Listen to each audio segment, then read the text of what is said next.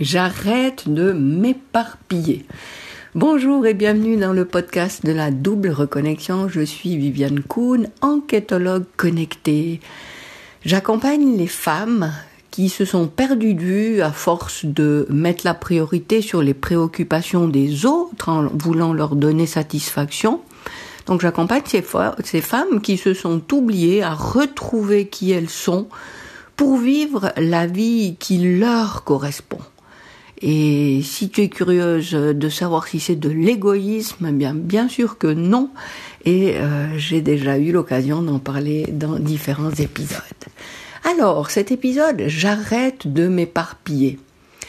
J'avais envie de te communiquer ça parce que j'ai eu en flash une image qui m'a permis de voir exactement ce que je faisais et ce que je me suis mise à faire depuis pas très longtemps, c'est-à-dire arrêter de m'éparpiller. Et l'image que j'ai eue, c'est l'image d'un courant d'eau, enfin un ruisseau, quelque chose comme ça, et je veux passer de l'autre côté de ce ruisseau et je veux emmener avec moi différentes choses.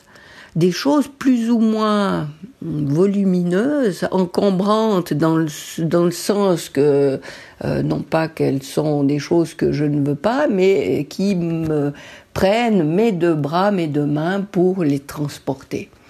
Et puis en fait, ça reflète totalement bien l'idée du fait que j'arrête de m'éparpiller. Parce que cette image m'a vraiment permis de comprendre le changement qui s'était opéré en moi. Avant, j'avais donc d'un côté de ce cours d'eau, de ce ruisseau, plein de choses que je voulais faire passer de l'autre côté. Et comment je procédais ? C'est donc un ruisseau qui est quand même plus important, que je ne peux pas enjamber d'un pas comme ça.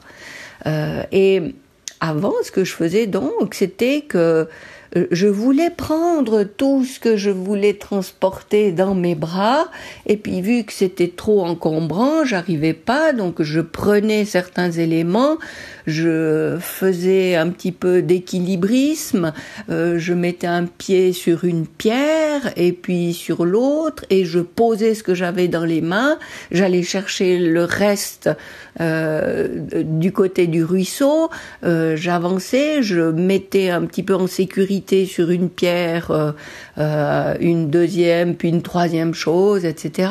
Puis tout d'un coup, il se passait quelque chose que, ce que je croyais sécurisé sur une pierre, il y avait un petit peu plus d'eau qui avait passé et qui l'avait emporté. Donc, je dois me précipiter pour aller courir après cet élément qui filait dans le ruisseau, revenir, aller le poser de l'autre côté, que ce soit, veiller à le sécher pour pas qu'il subissent des dégâts, le remettre en bon état, etc. Je ne veux pas m'éterniser sur le processus, mais voilà l'idée. C'est que d'un côté du ruisseau, j'ai plusieurs choses, plein de choses qui me tiennent à cœur, qui sont importantes pour moi, que je veux faire passer de l'autre côté du ruisseau. Mais si je procède comme ça, je m'épuise beaucoup plus, je risque beaucoup plus de dégâts. C'est des allers-retours constants et en prenant encore une fois des risques que les choses se perdent en route, se détériorent, voire même finissent dans le courant du ruisseau que j'arrive pas à rattraper. Et j'arrête de m'éparpiller. Ça veut dire que, je vais pas me casser la tête à tout vouloir prendre en même temps. Non. J'observe toutes ces choses que je veux passer de l'autre côté, et puis j'en choisis une. Alors, je fais mon choix par rapport à des critères personnels.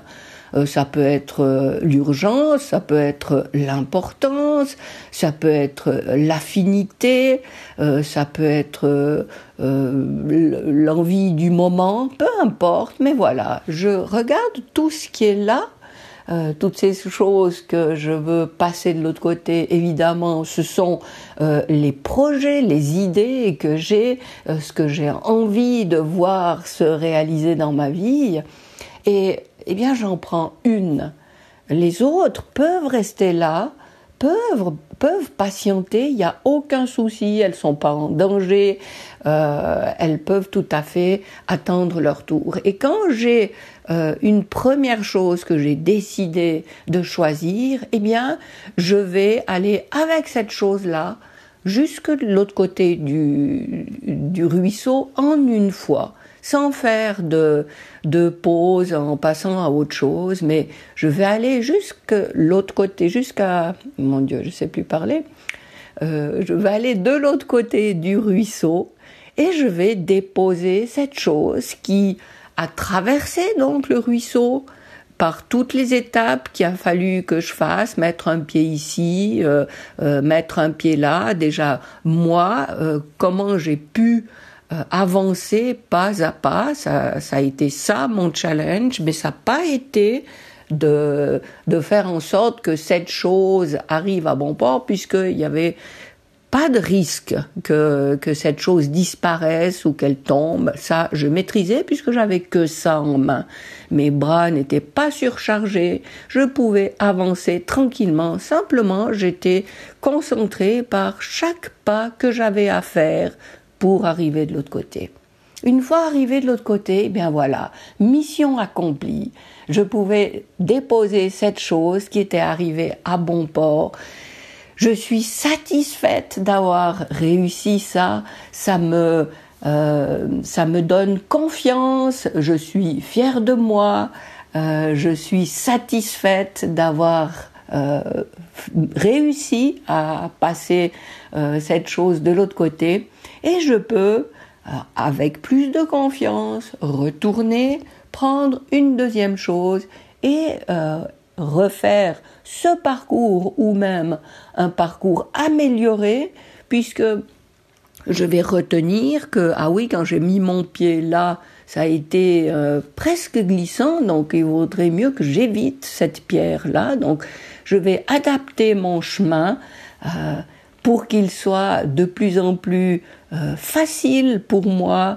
Je vais simplifier ce chemin et pour aller de l'autre côté, encore une fois, déposer ce que j'avais à cœur de transporter et de mettre de l'autre côté. Et voilà, une chose après l'autre, je vais prendre en main et ne penser qu'à cette chose que j'ai en main pour aller la déposer jusqu'à l'autre côté du ruisseau. Et je n'aurai que ça comme préoccupation, je n'aurai que ça comme but, en fait, c'est de faire en sorte que ce que je voulais passer de l'autre côté arrive de l'autre côté comme je le souhaitais. Et voilà, je retourne et je recommence. Et toutes ces choses, donc tous ces projets, ces idées que je veux réaliser, eh bien, c'est quand je choisis dans mon tas de départ une de ces choses, un de ces projets, une de ces idées, bien sûr que je fais un choix et momentanément, je renonce à tout ce qui est là aussi. Mais ce n'est que momentané et je peux, avec un peu de patience, avec le temps qui passe, je peux tout aller chercher, je peux tout passer de l'autre côté. Il suffit que je me concentre sur ce que je fais, une chose après l'autre, et je vais pouvoir retrouver, au bout d'un certain temps, tout ce que je voulais transporter de l'autre côté comme je le souhaitais.